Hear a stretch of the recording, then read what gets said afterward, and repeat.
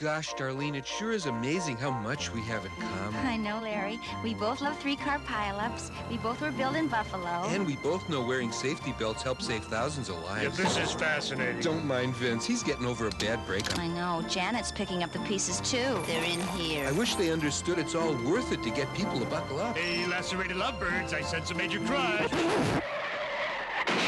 You could learn a lot from a dummy. Buckle your safety belt. Talk about head over heels.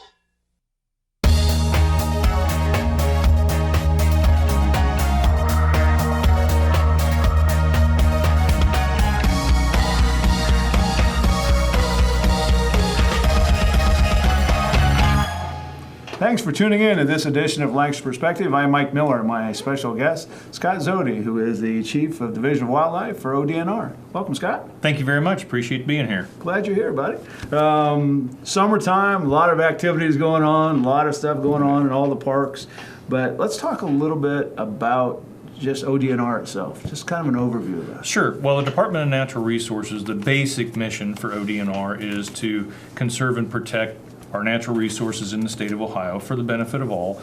And of course that includes, my division, which is, wildlife, fish and game, things of that nature. But we also have our state parks are part of ODNR, state forests, natural areas and preserves. But we also have some regulatory functions like oil and gas and mining under that umbrella as well. So it's a very diverse department, but we have a lot of different responsibilities, and we work with each other and across the divisional lines all the time. One of the questions that I was telling people I was coming to do the show with you is, if people want information, there's a website they can go to. Just go to state, Google state. What's the easiest thing? Actually, the easiest thing to do would be to go to OhioDNR.com. That will get you to the department front page, and then from there, you're usually just a click or two away from each respective division's web page. If you're interested in something like purchasing a hunting or a fishing license, you could also go to wildohio.com and enter our license portal through that site as well. How many parks are there? I'm sure you have it right on the tip of your tongue, but actually, the state park system, I believe we're at 74 state parks around the state. One of the neat things about Ohio and what we like to brag about with our parks is, number one, they're free of charge, so there's no entry fee to any of our state parks. Plus, you're never more than an hour's drive away from a state park at any point in the state of Ohio. I didn't know that. That's amazing. I didn't know that. The winter, summer, busier time, not as busy? Does it make a difference? It varies amongst the divisions. As you might imagine, Parks' busiest time is between Memorial Day weekend and Labor Day weekend, when it's summertime, schools are out and people want to get out and camp and fish and hike and things like that. For wildlife, we kind of go in cycles. The fall is our busy time for our hunting seasons, and the spring and summer is our busy time for our fishing seasons. And then, of course, in between, there's always things to do, whether it's endangered species or management of our lands and making improvements and working with private landowners. We do a lot of work with private landowners for habitat improvement because obviously the vast majority of Ohio is privately owned. Public land only makes up about 4% of the entire state of Ohio, and of that 4%, ODNR is only a small portion of that, because you're talking about the Wayne National Forest, as well as some federal parklands and wildlife areas. And DNR wildlife, we manage about 180,000 acres across the state. What's the biggest park? The largest single park is Salt Fork State Park over in Guernsey County, and it's about 20,000 acres. And the largest wildlife area actually is fairly close to Salt Fork. It's the Tri-Valley Wildlife Area north of Zanesville. It's about 17,000 acres. Oh, what drew you there? I know you have a diverse background, but what I think in many respects it was a personal passion for natural resources and natural resource management. I grew up as a young man camping, hiking, fishing with my family. I was a little bit of a bloomer when it came to hunting. I didn't start hunting until I was in my early 20s and had an uncle take me under his wing and get me started there. But I always had an interest and a passion for it, and had an opportunity. I was working in the legislature at the time, and the position of legislative liaison for DNR opened up, And I was fortunate enough to get selected for that, and my career took off from there. So I've had about 26 years in public service, and of that, probably 17 to 18 of that is with ODNR in different capacities. We've talked a lot about hunting and fishing. Talk a little bit about the regulations. I mean, I know there's a thick book and all, but just a little bit. But what should people know about? Sure. Well, and obviously we print regulation booklets that are available at any licensed retail outlet. You know, for example, here locally in town, you could go to Ohio Valley, you could go to Walmart, you could go to Myers, and at their sporting goods desk, they will have hunting and fishing regulation books available that are kind of a condensed version of what the regulations are for seasons, bag limits, you know, what you can hunt and fish for when. Bag limit. To Yes. the non-hunter, what bag limit? I'm sorry, so a bag limit would be like for deer hunting, you are allowed a bag limit of X amount of deer within any given county, depending on what those limits are. For example, for Fairfield County last year, I believe it was 3 deer, only one of which could be an antlered buck. And I think this year, going into this fall, it's going to be 2.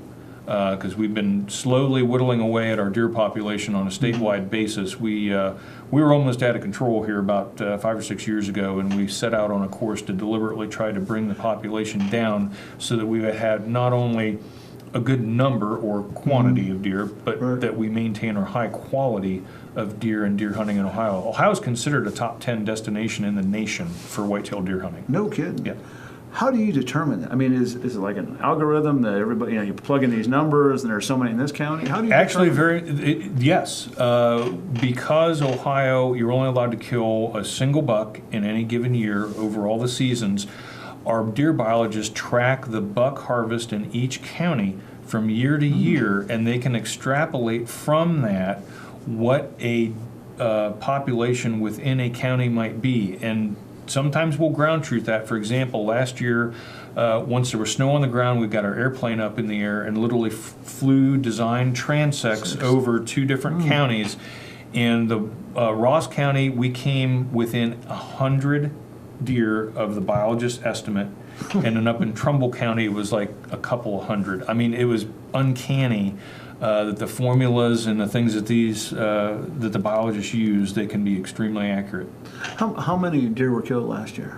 Or this year? Statewide, there was approximately 175,000 deer taken with all seasons throughout the state of Ohio. Again, that's down from our record high was about 250,000 back in around 2009, 2010. So again, we adjust those bag limits from year to year and try to keep the population as we slowly brought it down without crashing the population. But then, you don't want to take the brakes off too soon, otherwise you'll have a huge jump. So we're in a pretty good spot right now to where we're trying to manage this population level more or less within a range. And so I'm pretty comfortable with where we're at, and I think with this year's regs, we'll still have some great opportunities, but we'll also allow for a little bit of growth in the herd as well. So the regulations for, I don't want to say endangered species, but at some point in time, you've got to say, okay, no more hunting of this, or no more. Talk a little bit about that. Right. Well, obviously, from a hunting perspective, sport hunting or recreational hunting has never led to the decline of a species. Typically, declines in species are tied directly to habitat availability and habitat quality. If you look back at the beginning of the early 1900s, when there was a lack of regulated hunting, a lack of programs specifically for fish and wildlife management, market hunting was the thing that really drove many species, particularly waterfowl, to the brink of peril, and actually led to the extinction of species like the passenger pigeon. With the establishment of the Pittman-Robertson Act in 1937 for wildlife restoration, the Dingwall-Johnson Act in the 1950 for sport fish restoration, those 2 federal enactments established a funding mechanism to provide funding to the different states specifically for restoration and habitat improvement for wildlife species, and they've proven to be phenomenally successful. When you look at Ohio alone, we successfully restored bald eagle, the osprey, river otters, Bobcats and peregrine falcons. Those are two species that until last year were still considered threatened. We've now recovered those populations to the point where they're no longer threatened. So it's kind of neat to be part of that process and see these species recover and thrive again. Do you have groups, or I want to say lobbyists maybe, that might be too strong a word, I don't know, that watch what you're doing and say, why are you doing this? Right. Within DNR, obviously, we have some legislative folks that work with the State General Assembly and from time to time with Congress. But absolutely, we have sportsmen's watchdogs out there, organizations such as the U.S. Sportsmen's Alliance, Ducks Unlimited, Pheasants Forever, the National Wild Turkey Federation. These are all, I mean, and they're not only watchdogs, they're partners. We work together with these species-specific groups on habitat improvement, on research, on what can we do to try to improve the lot for wildlife. On the fisheries side, we have a Ohio Steelhead Association for steelhead trout, Lake Erie Charter Boat Association. We hold different summits. There's even a Husky Muskie Club that guys that like to go out and chase muskellunge. So there's several groups that we work with on an annual basis to try to make improvements, both from a management standpoint, but we also work with them on regulatory affairs as well. I know it's a huge project. Is there something you've looked at and thought, boy, why don't we change that? Or, boy, if I could, I would do that. I mean, just... Sure. Well, I think in my time as chief, one of the things that we've really tried to focus on is improving our transparency and encouraging as much input and feedback from our constituents. And this isn't just hunters, anglers, and trappers. This is non-game folks as well. Birding folks or people that just like to go and look at wildlife or photograph wildlife. We've tried to improve that input process, and to do that, we've held some species-specific summits throughout the state, such as a waterfowl summit. We do a diversity conference every year to invite non-consumptive users in. We've done deer summits. So when you say diversity, like people like me that don't know how to shoot, or is that what we're looking at? Or? Actually, well, it's a combination of things. In our diversity conference, we'll have birding people. We'll have folks from like the Nature Conservancy, Audubon. Local park districts that we come together and talk about different things or different projects we're doing or different ideas to improve conservation and opportunities for folks to participate. So that would be a good example. You mentioned off air earlier about butterflies. We were talking a little bit about that. Yes. Just hit on that for a second, because I did have somebody ask me about that, and I said, well, I'll tell you what, I'm going to do a show with the guy. So yes, and we're talking specifically about the monarch butterfly, a great big black and orange butterfly that I think just about anyone could identify with. Well, the monarch population on a national basis has actually declined 90% in the last 12 to 15 years. Wow. A lot of that was based in part on the wintering grounds in Mexico, where these butterflies migrate every year, but a lot of it in the state's perspective is the loss of its primary food and nesting source, which is the common milkweed, or different varieties of milkweed. And so what's happened is and I'm not being negative or disparaging towards anything, but with some of the herbicides that have been used in the last several years, particularly glyphosates like Roundup, they're very effective, but what they've done is they've taken out so much milkweed that it's caused loss of the populations. And these critters are just incredibly diverse. The odyssey of the monarch is they'll fly south all the way to Mexico over winter and with one generation. In the spring, when they migrate back, they actually go through 4 generations in order to get back up to their summering grounds, in Ohio, the Midwest, and northern Canada. So obviously having that habitat is critical to their continued survival. And so we actually have a consortium of state fish and wildlife agencies working with other again, Right. non-governmental partners. There's a Monarch Watch, there's Butterflies Associations, and the U.S. Fish and Wildlife Service to try to do what we can to restore that milkweed habitat, whether it's linear corridors like power lines or roadways or river corridors, to try to create these pathways Right. that they can follow during their migration to help them. And it's just now getting started, but it's something that's desperately needed, not just for the butterflies, but also for other pollinators like honeybees. Honeybees are struggling as well. So the more we can do to restore, wildflower or pollinator habitat, that's going to help. And when you restore pollinators, you're also helping Right. things like agriculture, because they grow many plants that require pollination and need those species to help them out.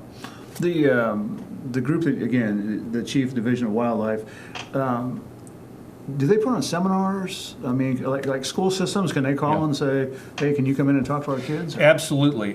We have a county wildlife officer typically in each county of the state, but we also have 5 district offices in Findlay, Columbus, Akron, Athens, and Xenia. And we have education staff that goes out and does programming, whether it's a sportsman show, whether it's a youth event, or even going into schools. I know the Fairfield County Wildlife Officer, Tony Zirkle, has spoken to several local schools around the county. I know he's been in Amanda, he's been at Bern Union.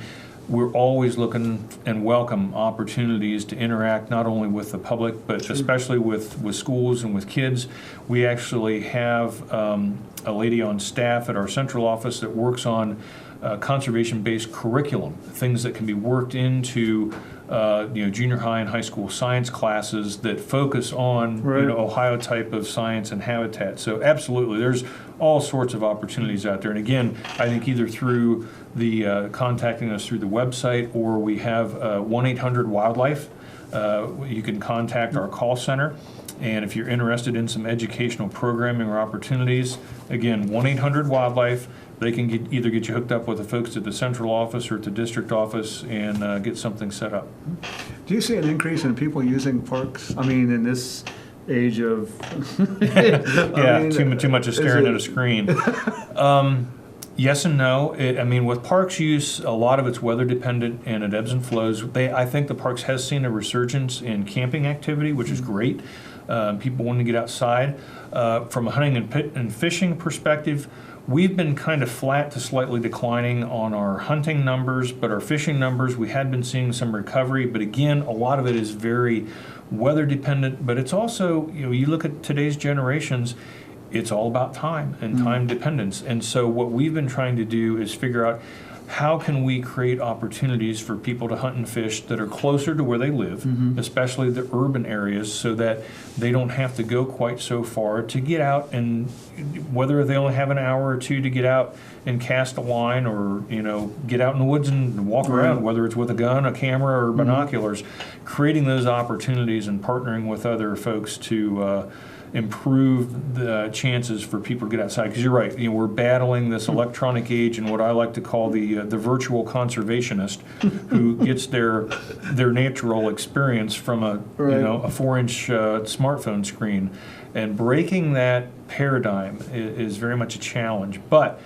when I look at this 20-something generation that's currently there, these are folks that are interested in getting outside, and they do want to spend that time outside. So we're just trying to figure out what are ways that we can connect, especially through social media, which they're going to see, and entice them to come outside and enjoy these activities. We've got seminars going to teach people how to fish called Passport to Fishing.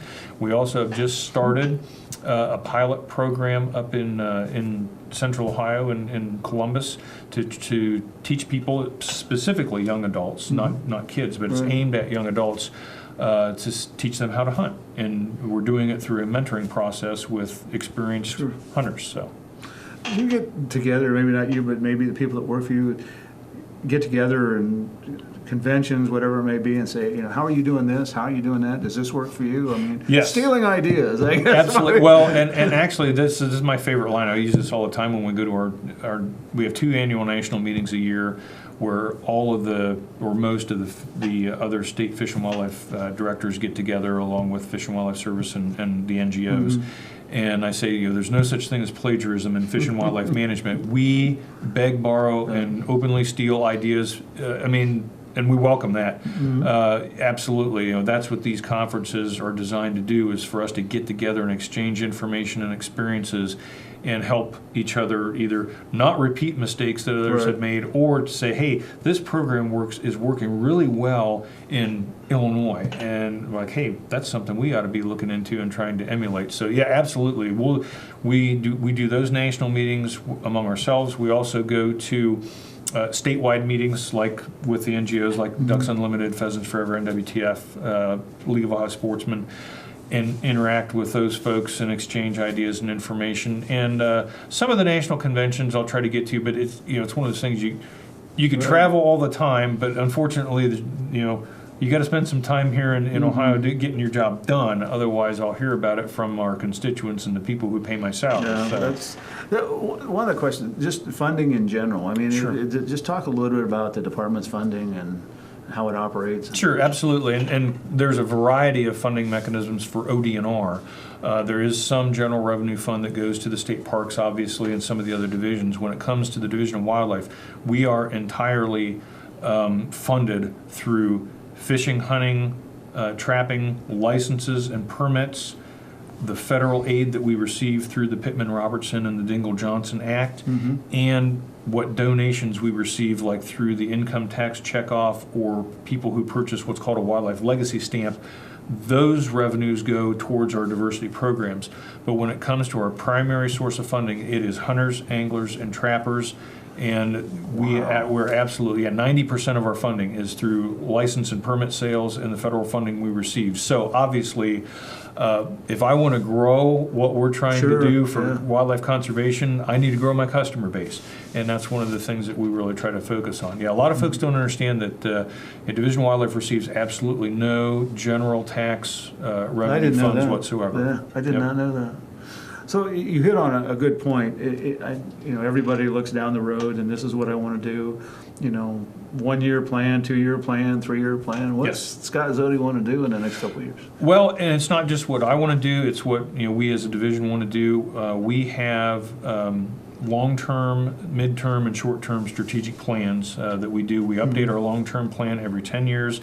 We do tactical plans every 5 years, and then we do an annual operations plan every year for our fish, wildlife, law enforcement, and information and education. And part of that's tied to the federal funding we receive, because if we do a project that meets with U.S. Fish and Wildlife approval, then we can receive 75% reimbursement for the cost of that project. That's part of that funding that we receive through PR and DJ, is what we call those two federal programs. Those two acts, Pittman-Robertson assesses an 11% excise tax on firearms and ammunitions nationwide, collects all that money together, then apportions it back to the states under a formula that considers the number of licenses we sell and the acreage of land that we manage.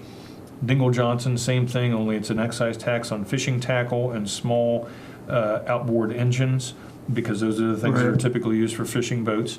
Again, a portion back based on license sales, and it goes into fish habitat management, as well as that pays for our fish hatcheries. We have 6 fish hatcheries around the state that we use to stock the various lakes and streams. So those are all projects that are what we call federal aid eligible.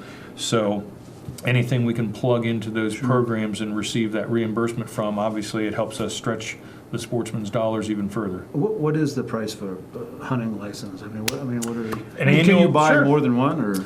Well, an annual hunting license, and it's for age 17 and up, is $19 a year, which is a pretty cheap bargain to be able to go out and hunt, all winter long. A fishing license is the same, $19, and it's a year-round license. It's good from March 1st through the end of February in a year. Deer permits, a single deer permit is $24. In certain areas, we used to have antlerless permits available statewide, but since we've been barking back, that's now become a little more reduced. Those are half price, or right, $12. A youth license is $10, and that's, like I said, 16 and under for hunting. If you're 16 and under, you can fish for free. Wow. Yeah, which is great. So for young Absolutely. kids, they can get out and go fishing and not worry about a thing. And then we have a fur taker permit for our trappers, which I think, I believe is an additional roughly $20. Very reasonable, though. Yes. I mean, very reasonable. But, I mean, I know we have just a few minutes left, but when Scott Zody's not doing this, what are we doing? Other than watching Duck Dynasty, I've been told. But Actually, yeah, I'm not a big fan of Duck Dynasty, but I'll tune in once in a while just to make sure that I'm not acting like Uncle Si. But when I have time off, as you know, I spend a lot of time chasing kids around. My son's going to be a junior down at OU, and my daughter's a senior down at Byrne, and has the good fortune to be playing volleyball for you, and we appreciate that very much. But when I'm not going from sporting events, then you'll probably find me in the woods or on the water, or just simply out enjoying our natural world. I very much enjoy getting out. I believe in what I work, which is supporting conservation, and so I'm an avid hunter and angler, and my son goes on some of those adventures with me, and it's a very enjoyable time well spent. It's always a family activity.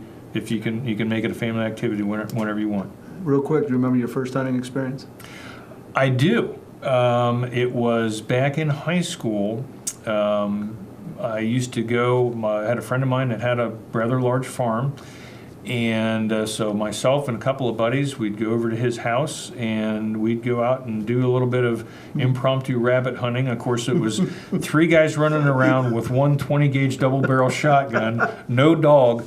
But you know what? We got out and we enjoyed it. Now, and that was some of the the casual part of it. And then my uncle actually took me. Wild turkey hunting was my first, I guess, Wow. mentored true hunting experience back in the spring of 1991. Your story? And that's when I got started. Yep. That's neat. Well, we appreciate you coming on. Again, Scott Zody, Sure. who is the Chief of Division of Wildlife for ODNR. We'll have you back on and give us an update on a couple different things. Be happy to anytime. Great to have you here. Will do. Thank you. Thanks for tuning in to this edition of Lancaster Perspective. I'm Mike Miller. And remember, until we meet again, let's make a difference.